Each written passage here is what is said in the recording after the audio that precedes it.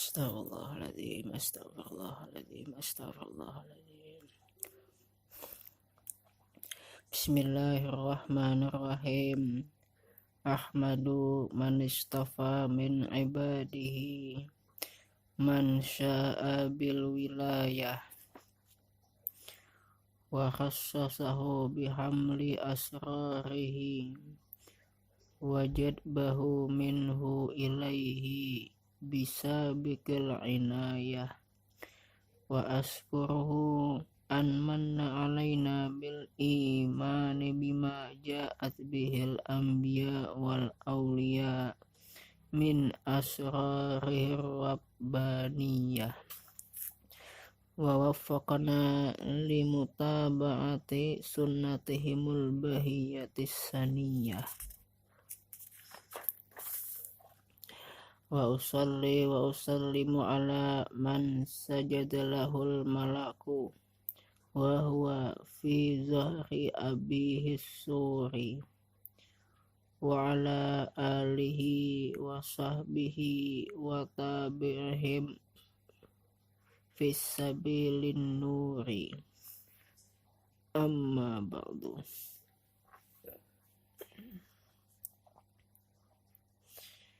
Kemudian daripada itu maka berkatalah Syekh Siddiq Al-Madani, Khalifah Sayyidi Syekh Sayyid Muhammad bin Abdul Karim Al-Qadiri Al-Hasani As-Samani Al-Madani radhiyallahu anhu. Hai segala saudaraku, manakala aku dengar dan aku lihat akan riwayat daripada guruku, daripada hadis Nabi Sallallahu Alaihi Wasallam, bermula pada ketika dibaca manaqib aulia Allah, diturunkan oleh Allah beberapa rahmat atas orang yang membaca dan orang yang hadir mendengarkannya, serta diiktikadkannya dengan yakin hatinya bahwa orang itu benar-benar wali Allah. Dan aku lihat pula beberapa murid yang dahulu itu mengarang ia akan manaqib gurunya, serta dibacanya pada tiap-tiap tahun sekali, yaitu pada hari ketika wafatnya, serta membaca Quran dan tahlil dan bersedekah mana sekuasanya, tetapi hendaklah bersama-sama dengan orang banyak. Maka tatkala aku dengar yang demikian itu, yakni riwayat yang tersebut itu, maka sukalah hatiku mengerjakan seperti yang demikian itu atas sekadar pahamku yang bebal ini, serta aku himpunkan akan setengah keramat guruku, yaitu Sayyidi Syekh Sayyid Muhammad Saman radhiyallahu anhu, ahlus syariah, ahlut tariqah, ahlut hakikah, yaitu kutub di dalam negeri Madinatul Rasul. Barang siapa berkehendak ziarah akan kubur Rasulullah Sallallahu Alaihi Wasallam, padahal tiada minta izin kepadanya, niscaya adalah ziarahnya itu sia-sia jikalau sah pada zahirnya sekalipun.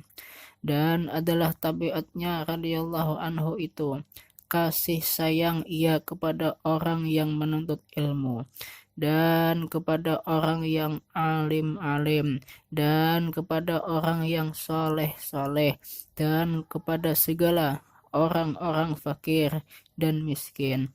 Dan lagi pula suka ia berkhidmah kepada segala orang yang datang ziarah ke kubur Rasulullah Shallallahu Alaihi Wasallam, daripada orang yang alim-alim dan orang yang soleh-soleh, dan daripada segala orang yang awam dan segala orang yang khawas. Dan adalah tabiatnya radhiyallahu anhu itu ketika masa kecilnya hingga sampai khat mursyidnya, dan lagi pula ia sangat memuliakan ibu bapaknya, lagi pula mengekangkan musyahadatul wujud, dan muraqabah dan ibadah hingga ia meninggalkan daripada adat dan melawan ia akan hawa nafsunya hingga daripada yang halal sekalipun. Dan tiadalah tidur ia pada ketika malam hari, melainkan sedikit jua.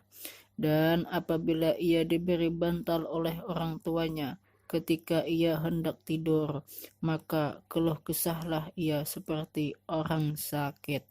Dan apabila sampai waktu sahur, maka ia bangun daripada tidurnya, lalu ratib sahur. Kemudian daripada itu, lalu ia sembahyang subuh berjamaah dengan orang banyak. Lalu pula ia ratib subuh hingga terbit matahari. Manakala terbit matahari, kira-kira segalah, maka bangkitlah ia sembahyang sunnah al-Isra 2 rakaat. Dan apabila sampai seperempat hari, maka bangkitlah ia sembahyang sunnah duha sebanyak-banyaknya 12 rakaat, dan yang terafdal yaitu 8 rakaat.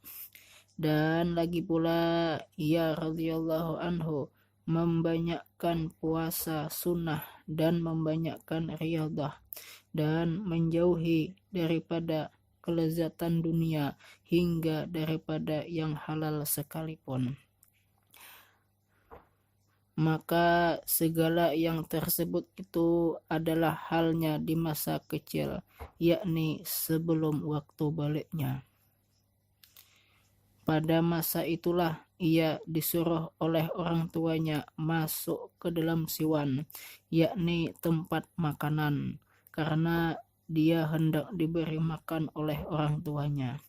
Manakala selesai ia daripada makannya, dilihat oleh orang tuanya tempat ia makan seolah-olah tidak dimakan. Kemudian daripada itu, pergilah orang tuanya kepada gurunya yang mengajarinya membaca Al-Quran di waktu kecil. Lalu dihabarkan oleh orang tuanya daripada hal ehwal anaknya tersebut. Maka dijawab oleh gurunya, janganlah engkau takut akan anakmu itu. Tiada ragu lagi bahwasanya ia adalah wali Allah, dan tiada khilaf lagi antara segala ulama. Dan apabila radhiyallahu anhu melihat akan orang tuanya memakai pakaian yang indah-indah atau memakai pakaian yang dicegah oleh hukum syara, maka dikatanya kepada orang tuanya, wahai orang tuaku, tiadalah suka Tuhan kita kepada orang yang bersuka-suka di dalam dunia ini. Demikianlah hal ehwalnya di masa kecil, yakni sebelum baliknya.